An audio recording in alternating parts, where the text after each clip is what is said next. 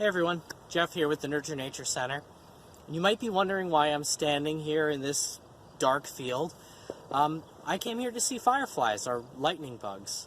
Now I could have done this in just about any open space, honestly, but this is a pretty ideal habitat. Lightning bugs prefer marshy areas and wet wooded areas, and I'm really not very far from the Lehigh River. They're quite commonly seen up and down the east coast of the United States from Florida to Maine. And they can be seen from May through August, but they're more active on warm, humid evenings shortly after sunset. Lightning bugs are most active in June and July, and they put on a spectacular light show every night.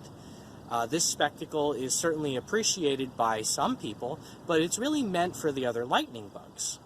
If you see a lightning bug flying around producing some flashes of light, maybe you see some behind me, it's likely a male attempting to get the attention of a female. If you see a lightning bug flashing while stationary on a leaf or a blade of grass, that's likely a female attempting to communicate with a male. A female firefly lays her eggs on or just beneath the surface of the ground a few days after mating. The eggs hatch 3 weeks to a month later, and the larvae emerge from the eggs and feed until the end of summer. And then they hibernate underground through the winter, just beneath the ground or under the bark of trees. They emerge in the spring. They feed for a few weeks and then pupate for a week or two before emerging as an adult, which lives for only 2 months. Fireflies are not actually flies, they're a kind of beetle. And there are over 2,000 individual species, many of which actually look indistinguishable to most people. We have a dozen or so species in our area alone. The Pennsylvania firefly was designated the official state insect of Pennsylvania in 1974. A female can identify a male of the same species by his flash pattern characteristics, which include not just the flash rate and the motion, but also the duration of the flash and the color, which can vary from species to species, from yellow to green to a pale red and even a bluish green. Now, you might be wondering how lightning bugs create light. Let's see if we can figure that out by doing a few experiments. Perhaps its name is a clue, and it works like a spark of lightning, right? Lightning bug. High voltage electricity can pass through the air and produce light.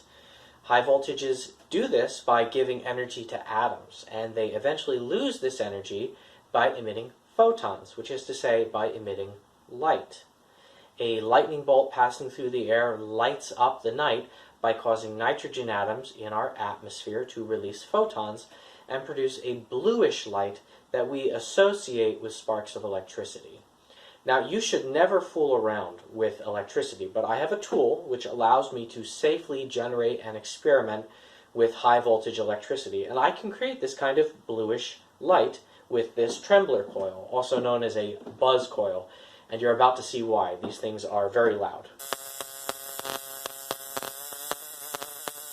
A fluorescent light bulb also uses high voltage electricity to make light, but in a more efficient and much safer manner. Instead of having the electricity pass through the air, it is safely contained inside the bulb. Perhaps the other popular name, firefly, provides a hint. Another way to produce light is by heating things up.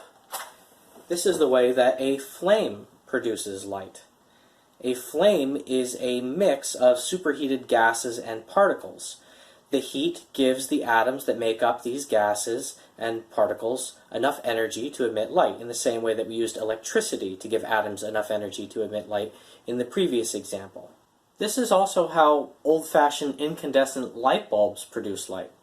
Inside of an incandescent light bulb, there's a filament of wire, looks something like this. Coiled spring allows you to put more wire in a smaller space. And if you heat this wire, it will produce light. Is this related to how a firefly produces light?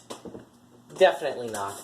A small flame or a hot, glowing ember would be a terrible way for the firefly to produce light. Somehow, this insect has to make a form of cold light. light without heat or electricity. Perhaps fireflies produce light through fluorescence.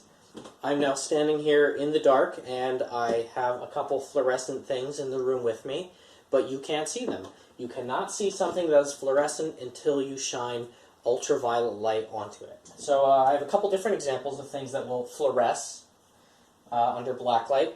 So I have a bottle of regular water and a bottle of tonic water. Tonic water contains quinine, and quinine is fluorescent. A piece of glass that has fluorescent properties, a highlighter, which I use to write the word fluorescent right here, a naturally occurring mineral, which is highly fluorescent. Through fluorescence, we can create light without heat, but fluorescence relies on an external source of light. So this can't be the way that lightning bugs produce light. Okay, so it's not electricity, it's not heat, and it's not fluorescence. Well, maybe fireflies produce lightning through phosphorescence. Like some glow-in-the-dark materials that you might have that work even after all the lights have been turned off. Phosphorescent materials can continue to glow for minutes and sometimes for hours after the source of ultraviolet light has been turned off. Although interesting and a lot of fun, this is not how lightning bugs produce light. The process that is most similar to the way lightning bugs produce light is the way that chemical glow sticks like this work.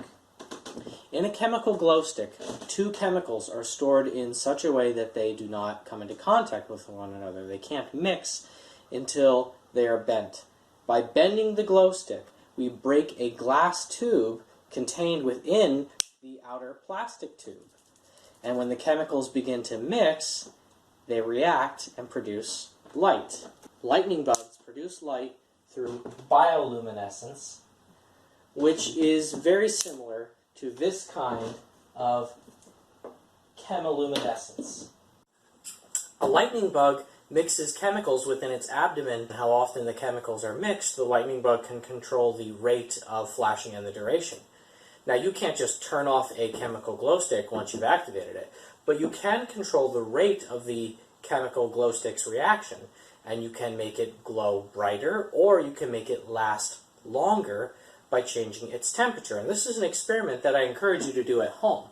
In order to do this, you're just going to need 2 glow sticks, the same size and color, and you're going to need 2 glasses. And you're going to fill 1 glass with hot water, not too hot, it doesn't need to be boiling, but fill 1 glass with hot water and fill the other glass with ice water. Activate your glow sticks. Remember to crack them and then shake them to get the chemicals mixed. And you should notice that initially the glow sticks will be roughly the same brightness. They appear to be glowing with the same level of intensity. But I'm going to put one of these glow sticks in the hot water and another glow stick, the other glow stick, in the cold water. Alright, it's been a few minutes, and you can clearly see that the hot glow stick, that's this one, is glowing much, much brighter than the cold glow stick. And this is because by heating up the glow stick, we're making the chemical reaction that's producing light, we're making that reaction proceed more quickly. But that also comes at a cost. That means that the reaction will run out of reactants much more quickly. And this one will stop glowing sooner than this one. Unfortunately, like many other life forms, lightning bugs appear to be declining in many locations. We're seeing less and less of them. Habitat fragmentation and destruction by human activity has reduced their numbers, and the use of pesticides has contributed to this decline as well. In urban areas and even in many rural areas, artificial light pollution is so bright that these amazing little insects kind of find it hard to compete. Their light is overwhelmed. And this makes it much harder for them to reproduce and make the next generation of lightning bugs. Consider giving to organizations that protect wild spaces, avoid using pesticides, and turn off unnecessary outdoor lighting. Thanks for watching.